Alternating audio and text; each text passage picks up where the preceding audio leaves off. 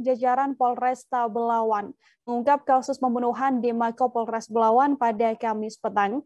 Dalam paparannya, Kapolres Belawan AKBP Faisal Rahmat Simatupang mengatakan bahwa pria berinisial DI telah ditetapkan sebagai tersangka karena diduga menganiaya seorang pelaku pencurian. Peristiwa tersebut terjadi pada Selasa lalu di Jalan Yosudarso Kompleks Gudang Bahari, Kelurahan Besar, Kecamatan Medan, Labuhan. Pelaku diduga merupakan supir truk yang kini menjadi tersangka setelah nekat menghabisi korban yang merupakan seorang bajing longkat. Untuk mengetahui bagaimana informasi lebih lengkapnya, saudara telah tersambung bersama saya, wartawan Tribun Medan. Ada Arjuna Bakara di sana yang akan memberikan informasinya pada Anda. Halo Arjuna. Baik, selamat sore rekan Irda di studio. Selamat sore, Arjuna. Silahkan bisa diinformasikan kronologis terjadinya peristiwa dugaan pembunuhan oleh seorang sopir terhadap terduga pencurian di Belawan ini. Seperti apa informasinya? Rekan Irda, seperti informasi yang kami himpun kemarin sore di Mako Polresta Belawan, saat ini DI yang merupakan pelaku pembunuhan telah ditetapkan tersangka yang berprofesi sehari-hari adalah seorang supir. Ini pria berinisial D ini awalnya memarkirkan kendaraan untuk mengambil uang jalan dari mandornya. Pada saat mengambil uang jalan, dia melihat terpal truk bergerak-gerak. Lalu yang bersangkutan mengambil sebatang balok kayu ukuran panjang 80 sampai 90 cm yang kebetulan terletak di parit yang tidak jauh dari mobil truk yang dia parkirkan. Dia lalu naik ke dalam truk yang dikemudikannya dan memukul benda bergerak tersebut sebanyak 10 kali. Peristiwa ini terjadi pada 19 Oktober sekitar pukul 16 ya di Jalan Yosudarso Kompleks Gudang Bahari, kilometer 15,5 di Kelurahan Medan Labuhan. Dan pada saat pukulan ke-6 ternyata ada juga satu rekan yang diduga pelaku pencurian melarikan diri. Melihat itu, DI masih melanjutkan pukulan hingga 4 kali terhadap benda bergerak tersebut. Seperti itu kan.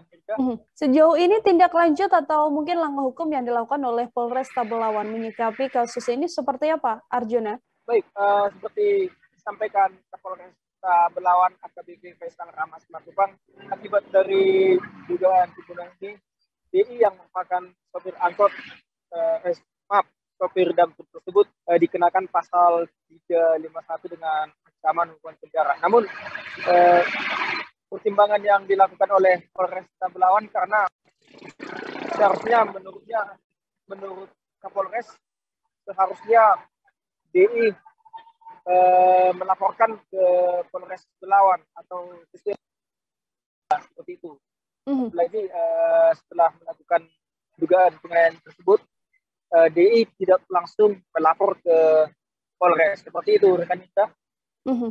Oke, mungkin yang sedikit menjadi sorotan Arjuna ini kan artinya sopir truk tersebut berusaha begitu ya untuk melakukan penganiayaan, namun karena untuk melindungi barang-barangnya dari pelaku pencurian. Apakah memang ada perbedaan penanganan kasus yang dilakukan oleh Polresta Belawan menyikapi latar belakang tersebut? Baik, seperti saya tanyakan semalam kepada Kapolresta Belawan, hingga saat ini polisi juga masih mendalami dalam penyidikan apakah DI nekat melakukan, apakah karena sudah sering menjadi korban bajing loncat, dan kemudian apakah kemungkinan yang terduga pencurian yang dinyatakan menjadi korban sebelumnya sudah pernah beraksi seperti itu. Semuanya masih dilakukan pendalaman. Namun sekarang ini Kapolresta Belawan mengatakan mengenakan pasal 351 terhadap DI karena sudah pertimbangan menghilangkan nyawa seseorang. Seperti itu rekan Irda. Oke, terima kasih banyak Arjuna atas laporan Anda. Arjuna, saudara juga telah mengimpun wawancara dengan Kapolres Belawan, AKBP Faisal Rahmat Simatupang. Berikut laporannya untuk Anda. Si tersangka melihat terpal truknya itu ataupun kain untuk barang di truk itu bergerak-gerak, sehingga yang bersangkutan langsung keluar mengambil sebuah balok kayu ya, yang memang sudah ada kebetulan ada di luar, kemudian memikulkan bagian terpal yang bergerak-gerak ini kurang lebih 10 kali. pada saat pukulan ke-6 ini ada salah satu orang ini langsung keluar dari terpal, lompat dari truk dan lari. Kemudian masih ada bagian yang bergerak, dipukul lagi oleh si tersangka sebanyak 4 kali, sehingga kemudian gerakan ini berhenti.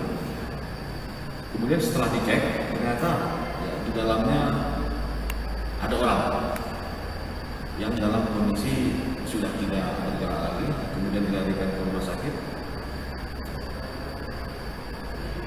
Sempat dia dilakukan perawatan sebentar di rumah sakit dan kemudian dinyatakan meninggal dunia.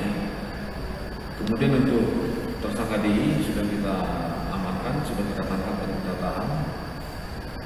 Untuk perkara yang sedang kita proses dan untuk si korban sudah kita lakukan otopsi dan sudah mendapatkan hasil otopsi berupa si korban meninggal dunia akibat trauma benda tumpul yang ada di kepalanya sehingga mengakibatkan si korban meninggal dunia. Terima kasih sudah nonton. Jangan lupa like, subscribe, dan share ya.